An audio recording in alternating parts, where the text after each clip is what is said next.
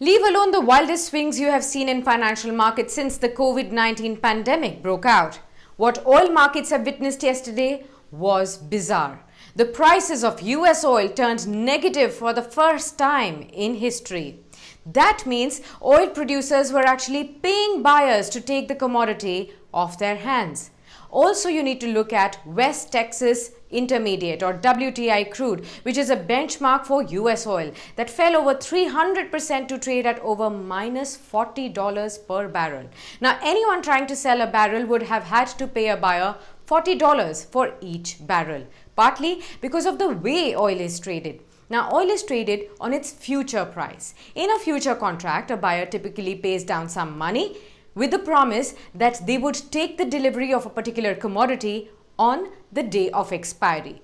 Now, futures contracts of May are expiring today, that is April 21st, and just a day before, nobody wanted to take the physical delivery as the oil glut has already resulted in the most storage spaces being full, and therefore investors sold the May futures contract. The move was so devastating that many traders struggled to explain it.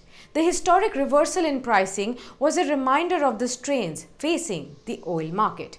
As some breather, WTI contracts for June delivery were still trading above $20 a barrel. Brent crude, the benchmark used by Europe and the rest of the world, was trading based on the June contracts was also weaker, down about 9% at less than $26 a barrel.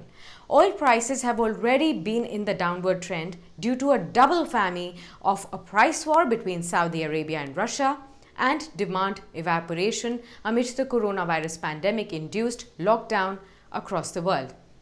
Now, earlier this month, OPEC members and its allies finally agreed to a record deal to slash global output by about 10%.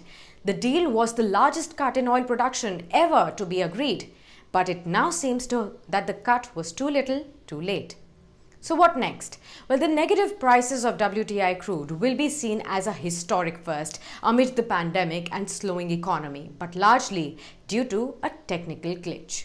The bizarre move seems behind us for now as the oil prices have recovered some of the lost ground and WTI crude rebounded to trade at about $1 per barrel. Traders are now focused on the June contracts. Experts, however, point out that if it continues down this road without any further cuts by OPEC, it would cause a lot of trouble, credit risks, banking risks, and unemployment risk. As a fallout, not many oil-producing companies will be able to survive for a long time with these historically low prices. But why are retail prices of petrol and diesel still high then? Well, a crude oil plunge below zero does not mean that the prices at petrol pumps will slash drastically too.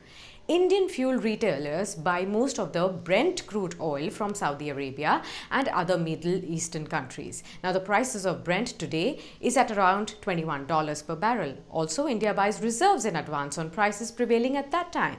Now, oil marketing companies would strive to maintain prevailing prices as long as possible to deal with the demand loss, low refining capacities, and also the rising inventories.